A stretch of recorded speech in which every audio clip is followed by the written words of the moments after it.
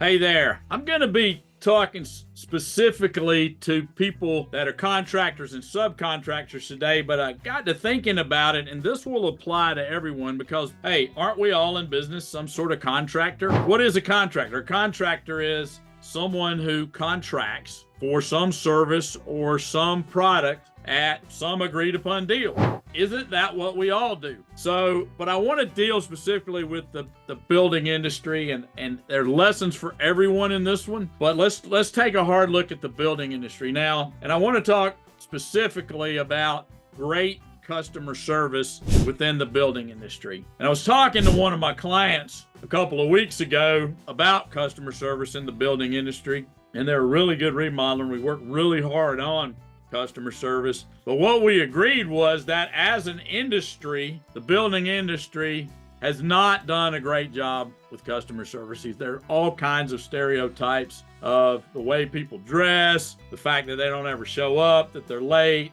that they're messy, all kinds of things. So that as an industry, the bar is low. Now, part of our goal is to raise the bar as an industry. This is why this is directed at contractors and subcontractors, but it's also to raise the bar in all industries because we all want to be served. At the end of the day, one of the companies that we're all competing against, who's doing a great job on customer service because they've got it so systemized, they've got the money, they've got the power, is who? Well, it's Amazon. I don't care what business you're in, you're competing against Amazon. Amazon they'll give you what you want, they'll refund you very quickly. They don't mess around. If you order something, you get it sometimes the same day or certainly a day later. So just keep in mind that it doesn't matter what industry you're in, your bar is being set by other industries. So building industry, let's take note. A lot of our clients tend to be in that industry. Let's take a look at what we can do to be better in this industry. And this is going to sound simple, but maybe it's not so simple to pull off. Otherwise, why wouldn't people doing it? Now, if they don't care, they're going to go out of business anyway. We're not going to put up with it. So here's the deal. As a contractor or subcontractor, you have to know that people are already suspicious of you no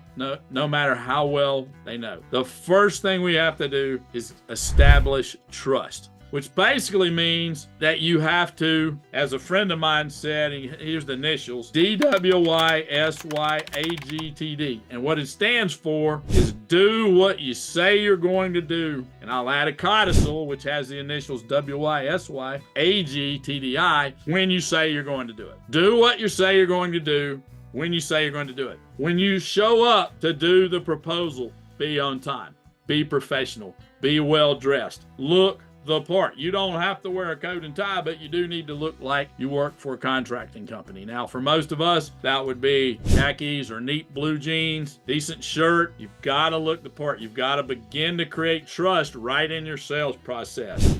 Then you have to do what you say you're going to do when you say you're going to do it. Now, I get it. It is an industry with a lot of moving parts. You have a lot of people that you're coordinating, but somehow the best get it done. The second thing I would say is when you're going to miss, shoot straight. Tell them the truth. If you're not going to be able to keep a time frame, if maybe they've changed it with a change order, shoot straight. Tell them the truth. When things are bad, something bad happens or you screw up, just be honest. It's going to work out. You're going to be better. Will they be unhappy for a little while? Yes. Will they eventually be happy because you do great work? Yes. Shoot straight. I think as an industry, we're scared that we're going to lose jobs as subs or as contractors because we won't say, hey, I can't get there for 3 weeks. Or let me see what I can do. I know promises. I'll be there. My goal would be there to be in 2 weeks. I'll keep you posted every day. Shoot straight. Something goes sideways, let them know. And let them know you're going to fix it and how you're going to fix them. Shoot straight. The third thing I would say is over-communicate. Now, there's all kinds of software programs now that allow you to send pictures and text and emails. It's a good practice anyway, so that all the legalities are taken care of, because a lot of these jobs in building are big jobs, a lot of money. So you want to use all those programs, but make sure you stay in touch. Make sure you go by and visit everyone. If you're the owner of the company, you need to go by and talk to the clients every once in a while, even though you may not be the one having. You make calls, text, let people know what's going on. Over communicate. Now, sometimes things happen that get out of control. They just do.